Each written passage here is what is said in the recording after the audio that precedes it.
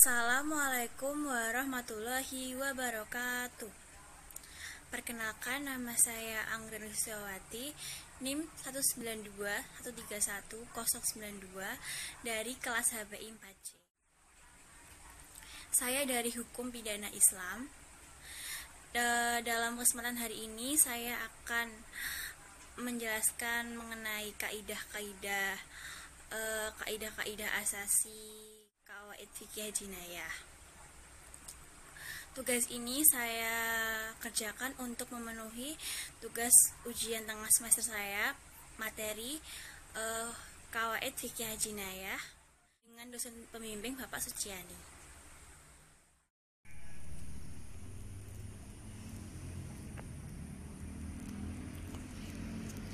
Oke, akan saya mulai. Kita akan membahas mengenai kaidah asasinya dulu, atau kaidah pokoknya yang sering disebut. Yang pertama adalah segala suatu perkara tergantung kepada niatnya. Contoh simpelnya adalah, contohnya kita sholat sunnah dan sholat wajib itu niatnya juga berbeda. Terus kita bertayamum dan kita wudhu biasa juga niatnya juga berbeda. Lalu kita juga seandainya kita puasa sunnah dan wajib itu juga niatnya juga berbeda. Terus kaidah yang kedua adalah keyakinan tidak dapat dihilangkan dengan keraguan. Contohnya seandainya kita sedang sholat, nah kita lupa apakah kita sudah sampai 2 rakaat atau 3 rakaat, maka kita mengambil yang paling sedikit, yaitu 2 rakaat. Karena kenapa kita mengambil paling sedikit? Karena kita sudah yakin bahwa kita sudah sholat 2 rakaat, sudah sampai ke rakaat kedua gitu.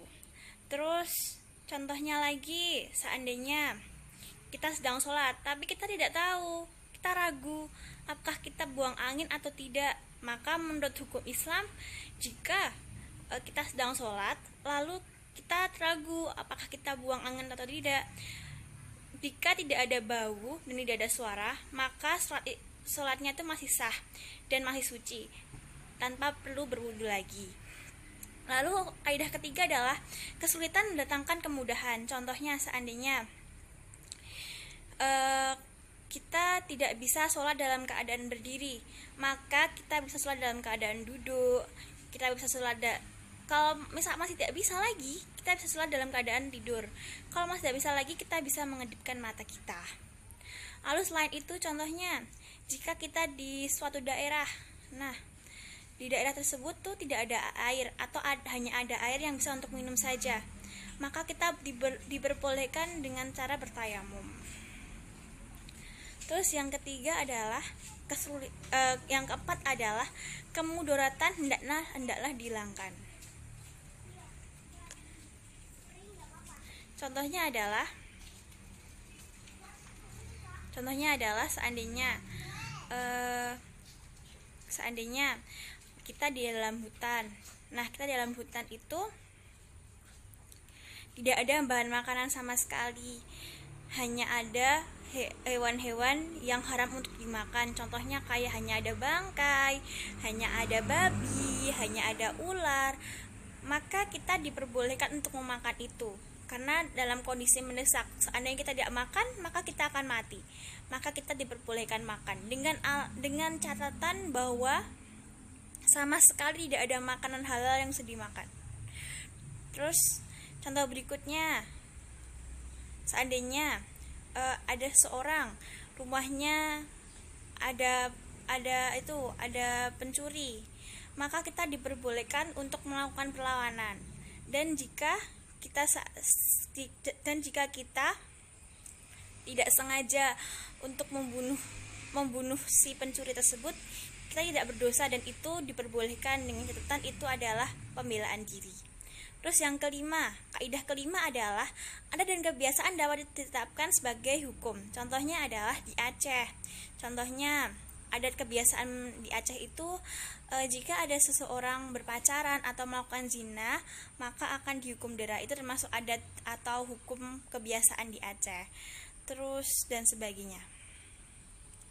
Terus kita lanjut. Berikutnya adalah penerapan kaidah niat dan kemudaratan hendaklah dihilangkan dalam penerapan kaidah niyat dan kemunduran hendaklah dihilangkan dalam KUHP.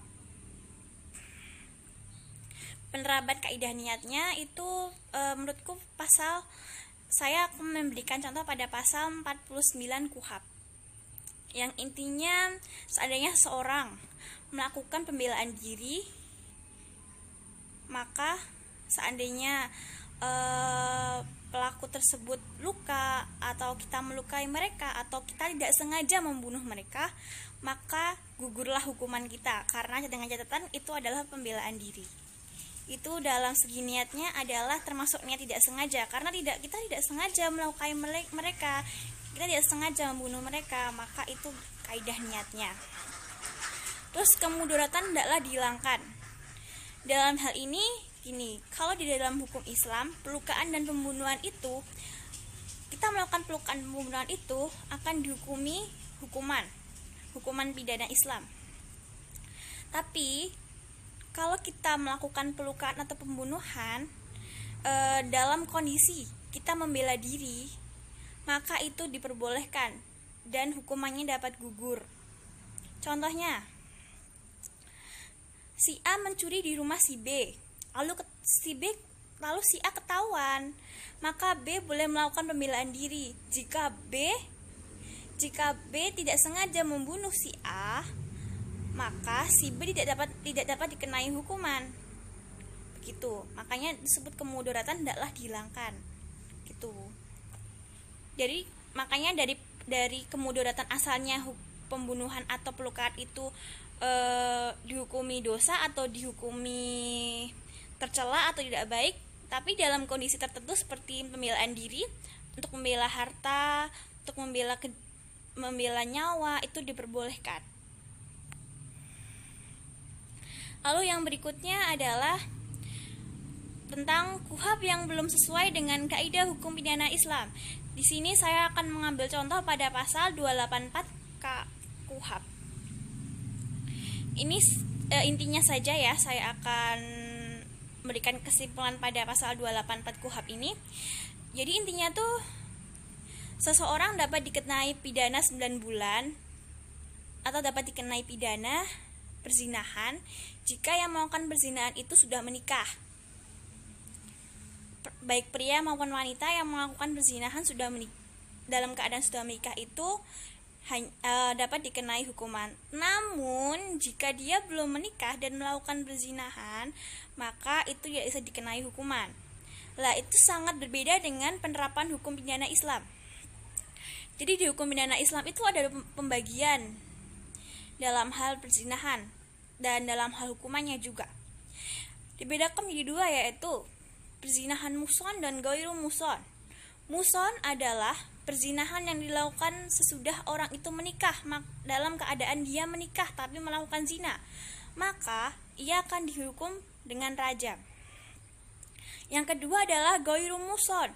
Ghairu muhsan adalah perzinahan yang dilakukan orang yang dalam keadaan belum menikah, maka akan dihukum dengan dera 100 kali dan pengasingan 2 tahun.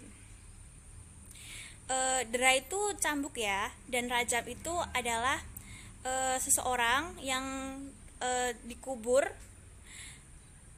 setengah badan, hanya terlihat kepalanya saja di tempat umum, lalu dia akan dilempari batu sampai ia meninggal. Itu namanya rajam. Jadi menurut saya itu berbeda. Di pasal 28, kalau di KUHP Indonesia itu yang dihukumi hanya orang yang sudah menikah dan melakukan perzinahan. Tapi kalau menurut hukum pidana Islam itu adalah ada dua. Orang yang melakukan zina sudah menikah atau dalam keadaan sudah menikah, dan orang yang melakukan zina dalam keadaan belum menikah. Begitu perbedaannya. Oke, sekian presentasi dari saya. Kurang lebihnya saya mohon maaf. Wassalamualaikum warahmatullahi wabarakatuh.